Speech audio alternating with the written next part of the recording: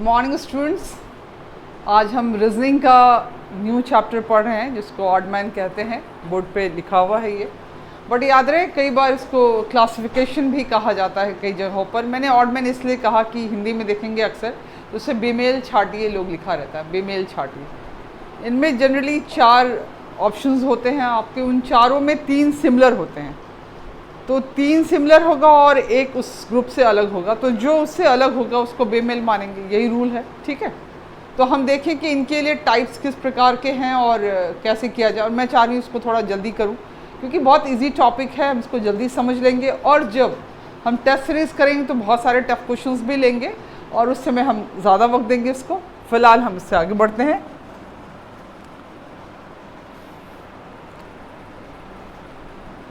कई जगहों पर जैसे मैंने कहा कि ऑड मैन को क्लासिफिकेशन भी कहते हैं, तो ये आप याद रखिएगा कि क्लासिफिकेशन भी कुछ जगहों पर इसका नाम है, उससे परेशानी नहीं होनी चाहिए आपको कभी क्वेश्चन पढ़ते वक्त। अब इसमें जो प्रकार की मैं बात कर रही थी, कुल 4 प्रकार है। पहला जो है वर्ड बेस्ड, जो आपने देखा।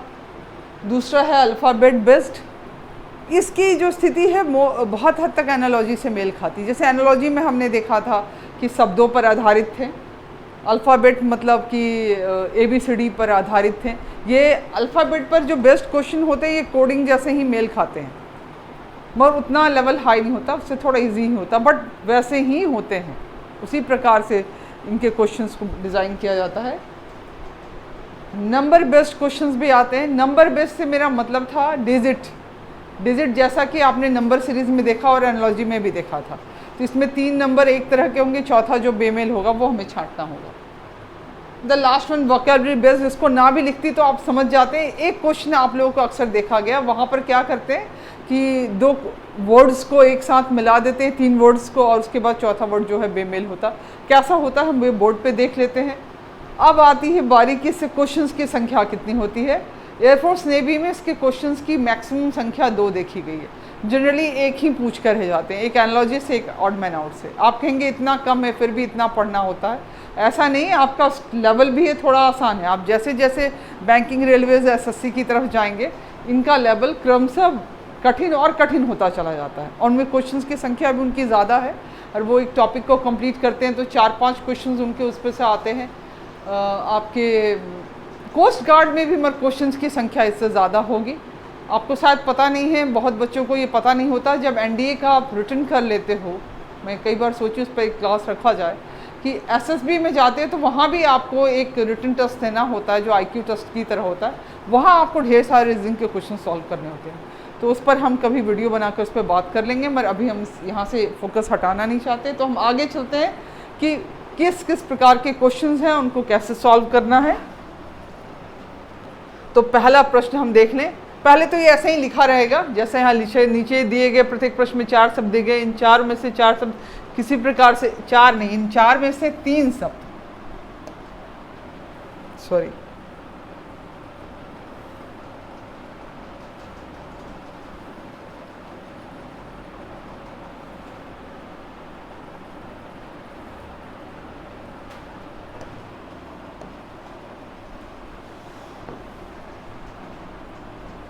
इन 4 में से 3 शब्द किसी प्रकार से एक समान हैं तथा एक समूह बनाते हैं। इनमें से वह कौन सा शब्द है जो अन्य तीनों से भिन्न है। कोई एक जो है तीनों से भिन्न होगा, जो भिन्न होगा वही आपका क्वेश्चन होता है। एक टाइपिंग एरर था छोटा सा, मगर आप ये ध्यान रखेंगे 4 में से 3 आपस में समूह बनाते हैं और एक उससे भिन्न होता है, उस भिन्न को आपको खोजना है। अब यहाँ पर आप एक बात और ध्यान रखें, मैं क्वेश्चंस तो यहाँ ले आई हूँ एक क्वेश्चन, बट अगर आपको याद होगा तो मैंने एनालॉजी में भी कहा था कि वर्ड बेस्ड क्वेश्चन में, अर्थात शब्दों पर आधारित जब प्रश्न को आप सॉल्व करते हैं तो उसमें ये ध्यान रखना बहुत ज़रूरी है कि आपका जनरल अवेयरनेस भी अच्छा हो।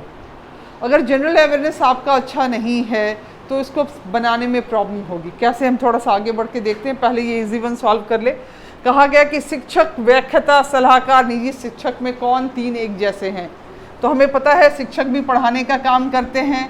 व्याख्याता मीन्स कॉलेज के टीचर्स जो होते हैं उनको प्रोफेसर कहते हैं, और निजी शिक्षक मतलब प्राइवेट टीचर्स जो होते हैं, जैसे ट्यूशन टीचर्स हैं, तो वो भी पढ़ाने का काम करते हैं। यहाँ सभी पढ़ाने का काम करते हैं।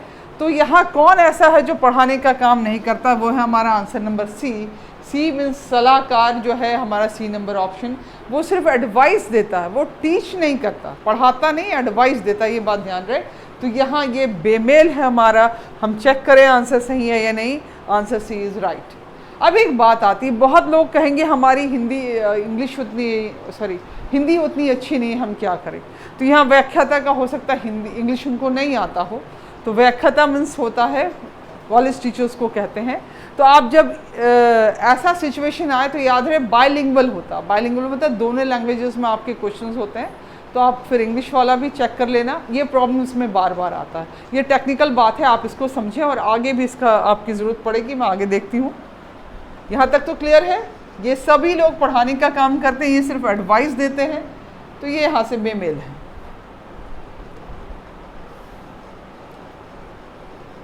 हमारा अगला प्रश्न है पृथ्वी, चंद्रमा, शनि और अरुण। पृथ्वी भी एक उपग्रह है, पृथ्वी भी एक उपग्रह है, पृथ्वी भी एक ग्रह है, और हमारा शनि मीन्स सैटर्न वो भी एक ग्रह है, अरुण भी एक ग्रह है, यूरेनस ये भी एक ग्रह है। तो ये तीनों के तीनों ग्रह हैं, आई मीन प्लैनेट्स हैं। तो इसमें बेमेल कौन हो गया, चंद्रमा, क्योंकि चंद्रमा is not a planet, it's a satellite, ये एक उपग्रह है और नेचुरल सैटेलाइट है, तो यहाँ पर ये बेमेल हो गया। तो हमारा आंसर होना चाहिए B, the right answer is B. बाकी तीन प्लैनेट थे, अब मुझे पता ही नहीं है कि अरुण किसका नाम है या किस ग्रह को कहते हैं, तब तो प्रॉब्लम होगी, ये जानकारी होनी चाहिए। फिर वही बात, अगर किसी की हिंदी बहुत स्ट्रॉन्ग नहीं है, वो इंग्लिश में ज़्यादा पढ़ाई किए हो, तो फिर वो इसका बायलिंगुअल जो नेक्स्ट इंग्लिश में क्वेश्चन होगा उसको ज़रूर चेक करेंगे।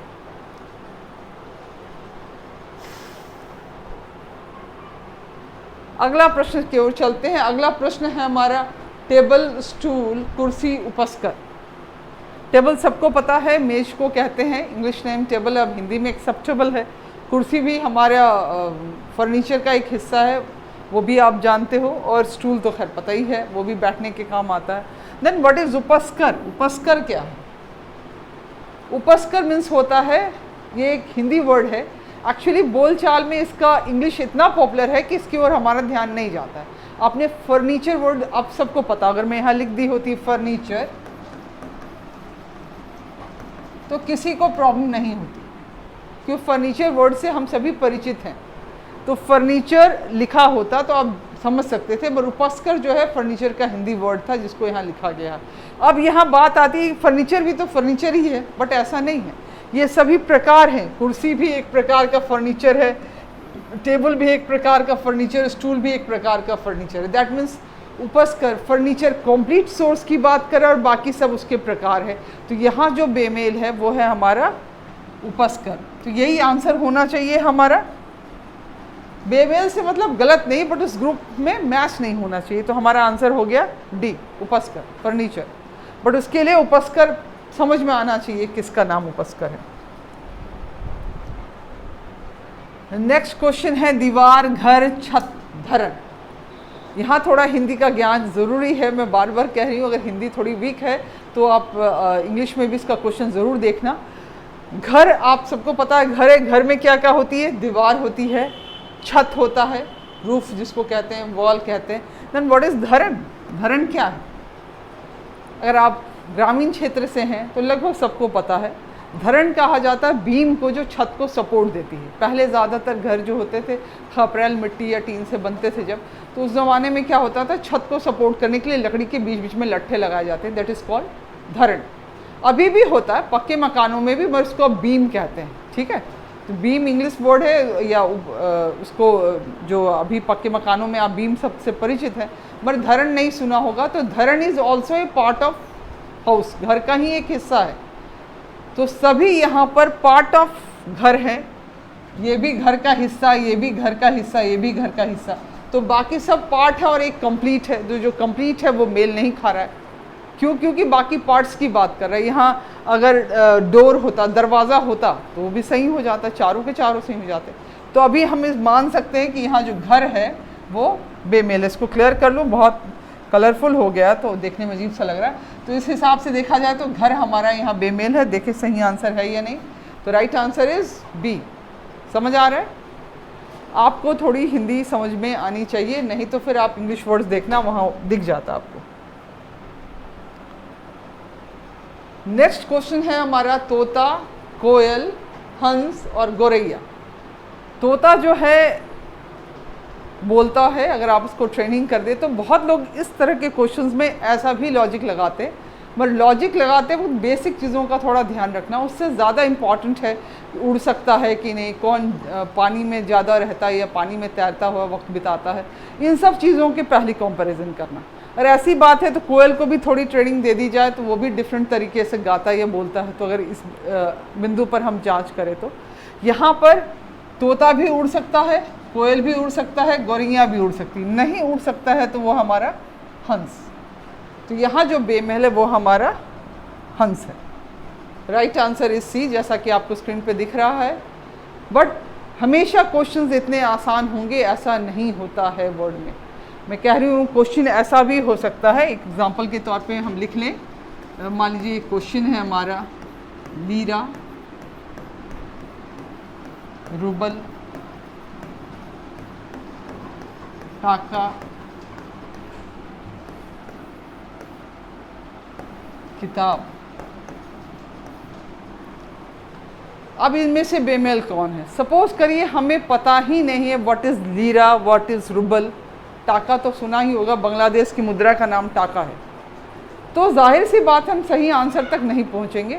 यहाँ तीनों के तीनों, लीरा भी मुद्रा है, रूबल भी मुद्रा है, टाका भी मुद्रा है। मुद्रा मीन्स करेंसी है, बट यहाँ करेंसी कौन नहीं है? तो किताब। ये बिल्कुल बेमेल है। उसके लिए मेरी ये जानकारी होनी चाहिए। लीरा इटली की मुद्रा को कहते हैं, रूबल जो है रशिया की मुद्रा को कहते हैं, और ये टाका बांग्लादेश की मुद्रा को कहते हैं। तो इस तरह की जानकारी होनी चाहिए। अगर जानकारी ना हो तो फिर प्रश्नों को हल करने में दिक्कत होता है, ये आप ध्यान रखेंगे। ठीक है, अभी हम सिर्फ सीख रहे हैं रूल्स, तो मैंने बहुत टफ क्वेश्चंस नहीं डाले हैं। चलिए अब हम अगला प्रकार देख लें। अब हमने जो यहाँ वोकैबलरी पहले आ गया, एक्चुअली वोकैबलरी बेस्ड जो क्वेश्चन है हम उसकी बात कर रहे हैं यहाँ पे।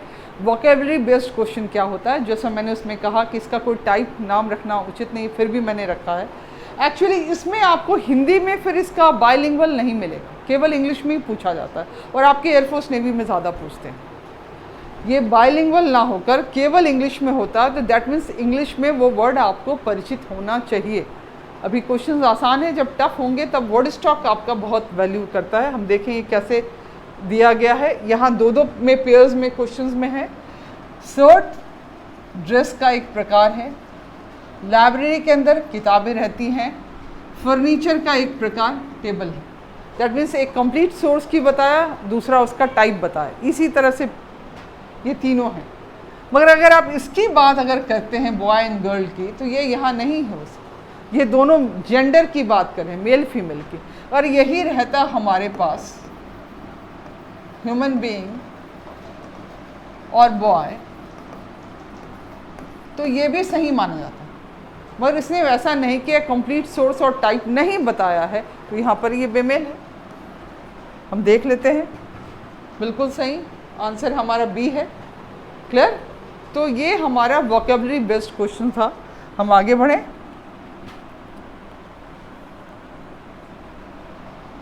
अभी इसमें क्या हो रहा है इसको देखते हैं। फल का एक प्रकार है मैंगो। क्लास में बच्चे होते हैं, टीचर्स भी होते हैं। दैट मीन्स क्लास एक कंप्लीट प्लेस है जहाँ पे बच्चे हैं, और भी चीज़ें हो सकती हैं। कॉर्न, कॉर्न क्या हिंदी जानते हैं? कॉर्न मीन्स अनाज होता है, ज्वार, बाजरा, गेहूँ, रबी, ये सभी कुछ इसमें आते हैं। तो मक्का, तो ये एक प्रकार है राइस उसका। ये हमको पता होनी चाहिए, नहीं पता होगा तो नहीं होता। अनाज का एक प्रकार है चावल। तो सब में एक कंप्लीट सोर्स और उसका टाइप बताया जा रहा है। मगर यहाँ पर अगर आप नोटिस करें तो टोमेटो और पोटैटो लिखा है। यही अगर पोटैटो ना लिखकर वेजिटेबल लिखा होता तब ये सही हो जाता, मगर ऐसा तो लिखा नहीं गया है, तो ये भी गलत। दैट मीन्स टोमेटो पोटैटो यहाँ बाकी ग्रुप से मेल नहीं खाता है। देखिए सही आंसर क्या है? सही आंसर है हमारा डी। आगे बढ़ते हैं नेक्स्ट क्वेश्चन की ओर। नेक्स्ट क्वेश्चन है स्वीट सावर। फिर वही बात, हिंदी समझ में आनी चाहिए। यह है मीठा, ये खट्टा।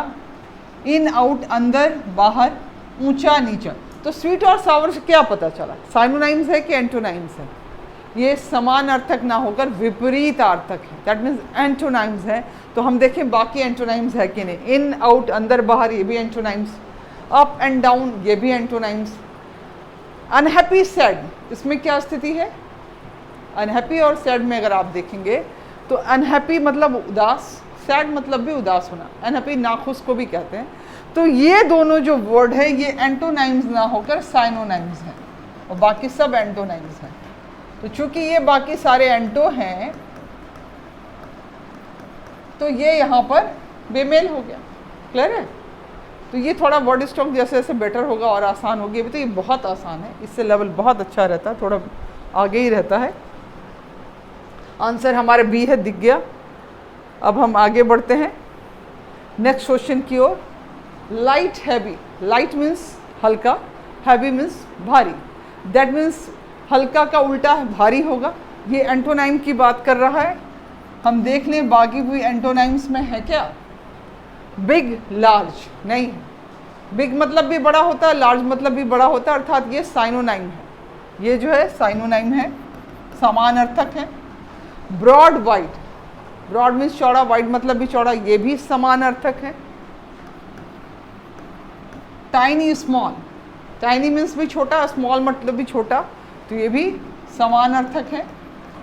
अभी हमने जो वर्ड चुना ये बड़े आसान थे। एक्चुअली कई बार जो वर्ड स्टॉक होता है साइनो एंटो का, जिसमें बहुत टफ वर्ड्स होते हैं, मर्थ मतलब भी खुशी होता है और हैप्पीनेस मतलब भी खुशी होता है, तो उस लेवल के टफ वर्ड्स को भी वो लोग यूज़ करते हैं जब थोड़ा एडवांस लेवल के एग्जामिनेशन में, एनडीए वगैरह को। बैंकिंग रेलवेज में तो बहुत ही ऊपर लेवल होता है, मगर आपका मोर और लेस यही लेवल है। इसमें थोड़ा बहुत ट्विस्ट होता है, कभी कभी कुछ हार्ड वर्ड्स होते हैं, तो आप सब असाइनमेंटों की तैयारी करते हैं, उस समय ये काम आएगा आपको। तो अभी हमारा सही आंसर क्या होता है हम देख लें। आंसर है हमारा ए। क्यों? ये क्योंकि ये एंटोनाइम्स है, बाकी सब साइनोनाइम्स था। क्लियर है? चलिए आगे बढ़े। अगला प्रश्न है हमारा oil lamp, power machine, water tap, oxygen life. अब इस प्रश्न को करते वक्त हम ध्यान देते हैं कि यहाँ कैसा रिलेशन है, और जो 3 में है वही चौथे में है क्या। जैसे कि हम जानते हैं लैम्प मीन्स दिया, दिया के जलने के लिए हमको क्या चाहिए? तेल की ज़रूरत चाहिए, तो हमारा दिया जलेगा। दैट मीन्स एक ईंधन है, दूसरा उस ईंधन से जलने वाली वस्तु या चलने वाली वस्तु। पावर रहेगी तो मशीन चलेगा, दैट मीन्स ऊर्जा है तो मशीन चल रहा है। अगेन सोर्स ऑफ एनर्जी है, एक दूसरा उससे काम करने वाली मशीन का नाम है। ऑक्सीजन है तो जीवन है, ये जो जीवन पृथ्वी पर चल रहा है जिसको हम बहुत कम वैल्यू दे रहे हैं, कोरोना ने तो सबको समझा रखा है कि क्या स्थिति हो रही है। तो ऑक्सीजन अगर रहेगा तो जीवन चलेगा। अगेन एक ऊर्जा है, दूसरा उस पर निर्भर होकर चलने वाली चीज़। तो पानी रहेगा तो नल चलेगा, ये भी सही है। क्या ये सही है? देखने से ये बिल्कुल सही लग रहा, मगर वास्तव में ऐसा बात नहीं है। टैप आपने खोला तो उसमें से पानी निकला, डिलीवर हुआ।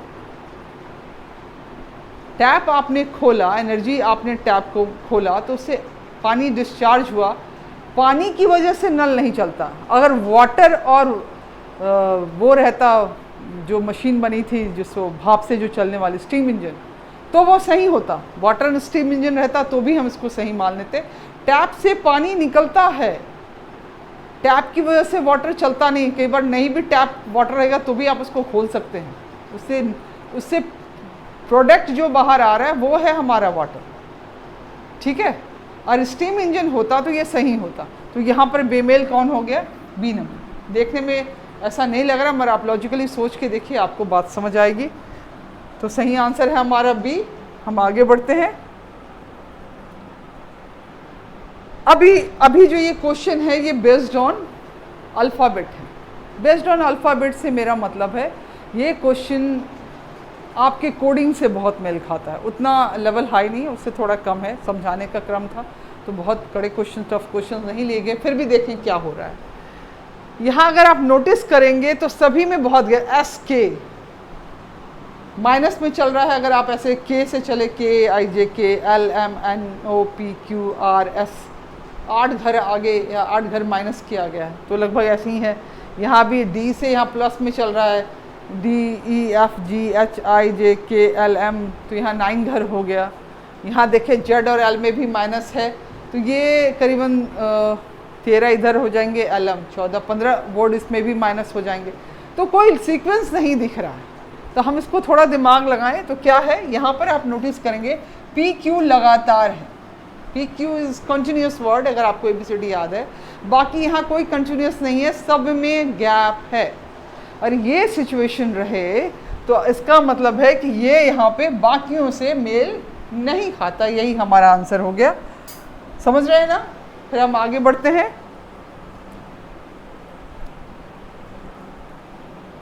अगला प्रश्न है हमारा 12 नंबर, ये ZX RP JJ और VT। जब भी क्वेश्चन मिले तो आप इसको थोड़ा कोडिंग स्टाइल में समझने की कोशिश करिएगा कि प्लस माइनस क्या कुछ तो हो रहा है।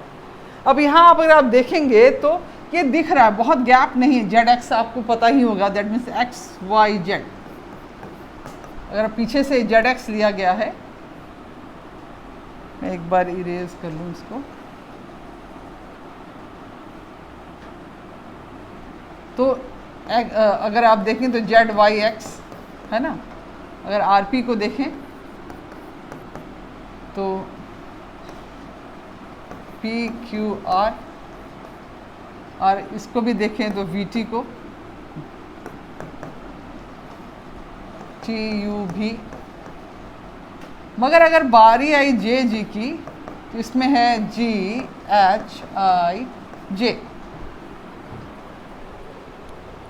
तो ये जो है यहाँ पर 2 का गैप चल रहा है।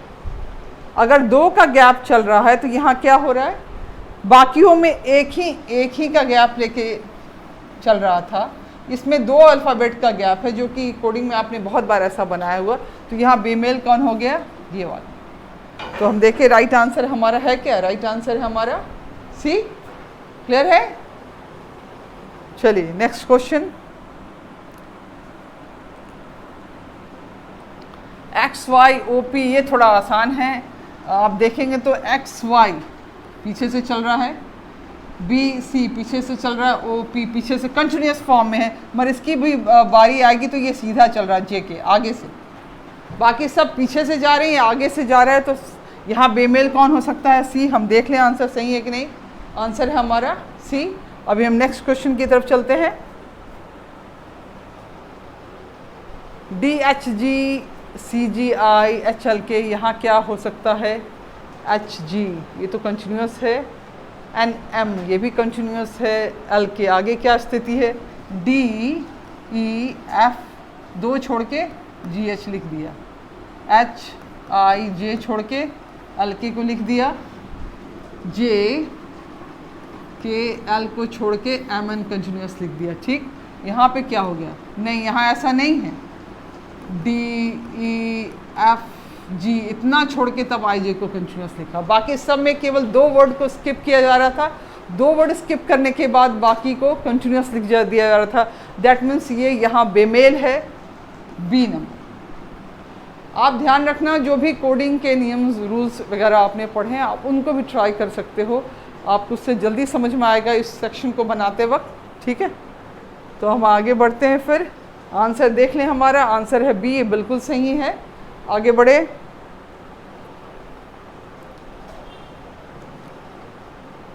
अगला प्रश्न है हमारा BCB DED ABA। ये बहुत आसान है, इसको आप देखेंगे तो तुरंत समझ जाएंगे। ये सेम वर्ड है, बीच में उससे +1 किया हुआ है। A है, बीच में +1 है, ABCD इसमें +1 है और आगे पीछे सेम वर्ड। मगर यहाँ ऐसा नहीं किया गया है, LL को एक साथ लिख दिया गया, K को आगे। अगर इसको सेंटर में रखा जाता तो ये भी सही होता, मगर अभी ये यहाँ बेमेल है। देखें हमारा सोच सही है कि नहीं। आंसर D है, बिल्कुल सही। चलिए आगे बढ़ा जाए। अब हम आए हैं अपने लास्ट सेक्शन में, जिसको कहते हैं alphabet odd man based on digits या नंबर। आप इसको नंबर भी कह सकते हैं, डिजिट भी कह सकते हैं, जैसे आपको सहूलियत। और कहा ये बेस्ड ऑन नंबर सीरीज़ भी की तरह बिहेव करता है। अभी हम देखें कि कैसे 3 एक जैसे हैं और एक बेमेल है। यहाँ पर कौन 3 एक जैसे हैं और एक बेमेल है। तो अगर आप देखेंगे तो इसमें सभी जो हैं 73 हो या 53 हो या 59 हो, तीनों के तीनों नंबर यहाँ पर प्राइम नंबर्स हैं, 1 से कटेंगे या फिर अपने आप से कटेंगे। तो यहाँ कौन हो गया, ये 87 जो है 3 से भी कट सकता है, दैट मीन्स ये नॉन प्राइम नंबर है। तो राइट आंसर इज़ 87। मैं थोड़ा फास्ट इसलिए चल रही हूँ क्योंकि मुझे पता है ये सब चीज़ें आप नंबर सीरीज़ में भी पढ़े थे, थोड़ा सा हम लोगों ने एनालॉजी में भी पढ़ा है। बट अगर आपको डाउट्स रहेगा तो जब आप मुझे मैसेज भी कर सकते हैं कमेंट बॉक्स में, ताकि और मैं डिटेल में जाऊँ। वैसे यहाँ भी स्क्वायर रूट, क्यूब रूट देखना, प्लस माइनस देखना, ऑड नंबर इवन नंबर से चेक करना, prime number non prime number से चेक करना, मल्टीप्लिकेशन डिवीजन चेक करना, तो जो भी नंबर्स को सॉल्व करते मैथमेटिकल फंक्शंस होते हैं उन सब को आप यहाँ यूज़ कर सकते हो। जनरली तरीका यही है, odd number, even number, prime number, non prime number, इनको पहले ट्राई करिए, या फिर 2 का मल्टीप्लिकेबल, 3 का मल्टीप्लिकेबल, 4 का है कि नहीं तीनों, ये भी आप चेक कर सकते हैं। 5 तक होता, कई बार 9 तक भी देखा गया है। स्क्वायर रूट क्यूब रूट की तरह भी होता है, स्क्वायर रूट करके -1 कर दिया या स्क्वायर रूट करके +1 कर दिया, ऐसा भी फीचर्स होगा। ठीक है, जैसे जैसे हम प्रैक्टिस करेंगे और क्लियर हो जाएगा। पैटर्न क्या है मैं सिर्फ अभी यही बता रही हूँ। नेक्स्ट क्वेश्चन हम देख ले, इसका आंसर डी है, बिल्कुल सही। ये नॉन प्राइम नंबर था, बाकी सब प्राइम नंबर हैं। अगले क्वेश्चंस को देखते हैं। अगला क्वेश्चन है हमारा 31, 51, 41 एंड 61। देखने से तो लग रहा है कंटिन्यूस है, 31 है, 41 है, 51 है, यहाँ कुछ गड़बड़ नहीं है, मगर ऐसा नहीं है। एक्चुअली यहाँ भी गड़बड़ है। आप ध्यान देंगे तो ये भी प्राइम नंबर है, ये भी प्राइम नंबर। अच्छा, प्राइम नंबर तो आप समझ रहे हैं, 1 से कटने वाला या अपने आप से कटने वाला। बट 51 जो है वो 3 से भी कट सकता है, तो यहाँ पर और भी ऐसे कट सकता है। ऐसा 17 3 भी होता है ये। तो ये जो है आप दो नॉन प्राइम नंबर है, तो यहाँ ये बेमेल, दैट मीन्स नॉट ग्रुप में मैच नहीं करता है। हम आगे चढ़ के देखें ये सही है कि नहीं। हमारा आंसर हमारा सी बिल्कुल सही है। अब हम अगले प्रश्न की ओर चलें। अगला क्वेश्चन है 12, 13, 15 और 18। तो 12, 13, 15, 18 में क्या गड़बड़ है? आप यहाँ पर अलग बात हो गई, यहाँ पर 12 जो है वो भी डिविजिबल है, कट सकता है। 15 भी डिवाइड हो सकता है, 18 भी, दैट मीन्स बाकी नॉन प्राइम नंबर्स हैं। और ये जो है 13 नॉन डिविजिबल है, दैट मीन्स ये जो है, यहाँ एक छोटी स्टूडेंट है वो आंसर कर दे रही है, उसकी आवाज़ आ जा रही है। वैसे आप ध्यान रखें ये प्राइम नंबर है, बाकी सब नॉन प्राइम नंबर थे। आंसर हमारा बी बिल्कुल सही है। कुछ questions square root, cube root जैसे भी होना चाहिए। अच्छा, ये देखिए इसमें क्या है, इसमें देखने पर लग रहा है बहुत लंबा चौड़ा है, कुछ स्क्वायर रूट, क्यूब रूट है। आपके लेवल में बहुत हाई नहीं होता। कई बार आप prime number, non prime number के बाद जो दूसरी चीज़ आप ट्राई कर सकते हैं वो ऑड नंबर है, इवन नंबर है। हम उसी को देखते हैं। अगर आप देखेंगे तो यहाँ पर ये तीनों जो है ऑड नंबर्स हैं, ये इवन नंबर है, दैट मीन्स जो 2 से डिविजिबल होता है। तो जिसके भी लास्ट में आपको पता ही है, आप सब मैथ्स भी पढ़ाते हैं, लास्ट में 4 या 0 रहे तो वो 2 से डिवाइड हो सकता है, तो आप उस फॉर्मूले को भी यूज़ कर सकते हैं। बाकी सब जो है 2 से डिविजिबल नहीं है, तो यही एक इवन नंबर है, तो दैट मीन्स ये सही है। बाकी तीनों जो है अलग ग्रुप बना रहे हैं। ठीक है, हम देखें आंसर हमारा सही है कि नहीं। तो आंसर है हमारा ए, बिल्कुल सही है। वो इवन नंबर था, बाकी सब ऑड नंबर थे। चलिए नेक्स्ट क्वेश्चन पे चलें, और ये संभवतः हमारा लास्ट भी होगा। इसमें क्या होता है, तो हमने कहा सब ट्राई करेंगे, हम एक ट्राई कर लें, ऑड इवन भी ट्राई कर लिया। यहाँ पर क्या हो सकता है, 55 है, 16 है, 9 है और 4 है। तो 55, 16, 9 और 4 में क्या हो सकता है, बड़ा गैप सा दिख रहा है। तो इसको देखकर कंफ्यूज, अगर थोड़ा भी नंबर बनाते हैं आप, नंबर सीरीज से परिचित हैं, तो बहुत ईजी है। ये 2 का स्क्वायर रूट है, ये 4 का स्क्वायर रूट है, और ये 3 का स्क्वायर रूट है। ये किसी का स्क्वायर रूट यहाँ नहीं है, दैट मीन्स ये जो है इससे मेल खाता हुआ नहीं है। तो ये आंसर हमारा बेमेल है। तो राइट आंसर इज ए।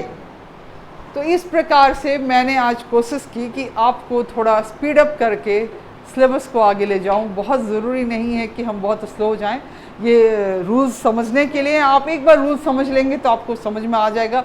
और मैंने मैक्सिमम क्वेश्चंस भी आपके बुक से ही लिए हैं ताकि आपको स्टैंडर्ड भी समझ में आए, बहुत हाई नहीं होता है, आप ध्यान रखेंगे air force navy point of view से। बट इससे हटकर भी कुछ क्वेश्चंस का लेवल हाई होता है एनडीए कोस्ट गार्ड में। तो हम लोग क्या करेंगे, एक टेस्ट प्रैक्टिस रख लेंगे, तब पूरा 1 घंटे का समय होगा और जितने मैक्सिमम क्वेश्चंस होंगे उसमें हम आपसे लाइव पूछ कर डिस्कस करके देखेंगे आप कितना समझे और कितना घर में प्रैक्टिस करके बनाएं। एक बात आप सब बच्चों से ज़रूर कहूँगी, आप अपना एक बेहतरीन सर्कल रखते हैं, आपके लिए ही क्लास अरेंज की गई है, आप इसको जितना अधिक लाइक करते हैं, जितना आप कमेंट पॉजिटिव देते हैं, या फिर अगर आपको कोई शिकायत भी है तो आप वो भी हमें बता सकते हैं, उसमें और हम सुधार करेंगे। तो लाइक करें, ज़्यादा से ज़्यादा कमेंट करें और सब्सक्राइब तो अवश्य करें, इसकी आवश्यकता है हमें डेफिनेटली। तो please like, comment and subscribe. Thank you. Safe रहें, घर में रहें और कोरोना से सावधान रहें। इस कोरोना काल का मैक्सिमम यूज़ करिए अपनी पढ़ाई में, क्योंकि इसके समाप्त होने के साथ ही आपके एग्जामिनेशंस आपके सर पे होंगे। तो अब बेटर है कि अभी से आप खूब मेहनत करिए और डेफिनेटली सफलता पाइए। That's all for today.